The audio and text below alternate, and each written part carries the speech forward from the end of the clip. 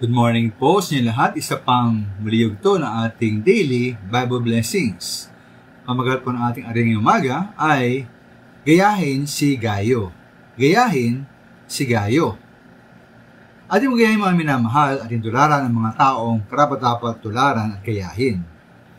Tulad nga po sabi sa Hebreo 13:7, doon po ay hinamon ang mga nagbabasang aklat ng mga Hebreo na kailangan tularan ang panampalataya sa Diyos ng mga taong dating namumuno at nagturo sa kanila. Ngayon po sa aklat po ni ikatlong 1 o 3 John, binigit po doon si Gayo na para sa akin may tatlong katangian na dapat nating gayahin. Una-una po, siya ay may mabuting paratoo sa ibang manampalataya. Ngayon po sa verse 3 ng ikatlong 1, sabi po ni Juan kay Gayo, sapagat ako'y totoong nagalak na magsidating ang mga kapatid at mangagparatoo sa iyong katotohanan sa paglakad mo sa katotohanan. Kaya po, namatotoo rin ito sa ating buhay. Na magkaroon tayo po ng mabuting paratoo at nang sa gayon ay mapuri ang Diyos dahil sa ating mabuting katangian. Ikaw minamahal, si Gayo po ay lumakad sa katotohanan.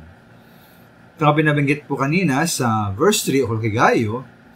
At ayun po sa verse 4, sinabi po ni Juan doon na wala nang dakilang kagalakan sa kanang akin na gaya nito, na marinig ng aking mga anak, tulad po ni Gayo na anak ni Juan sa panampalataya, ay nagisilakad sa katotohanan. Ibig sabihin po naman dito, na si Gayo po ay namumuhay ayon sa katotohanan ng salita ng Diyos at ayon po sa kalooban ng ating Panginoon. Katlo mga minamahal, si Gayo rin ay matulungin at matanggapin. Siya po ay sa English, helpful and hospitable. Sa nga pa ni Juan sa verse 5, na paglilingkod sa mga kapatid, kahit sa hindi niya kilala, ay nagpapatunay na tapat siya.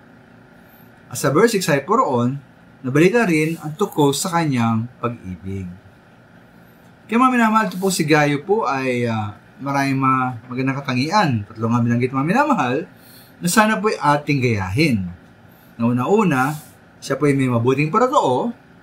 Ikalawa po, siya po ay may pumuhay ayon sa katotohanan.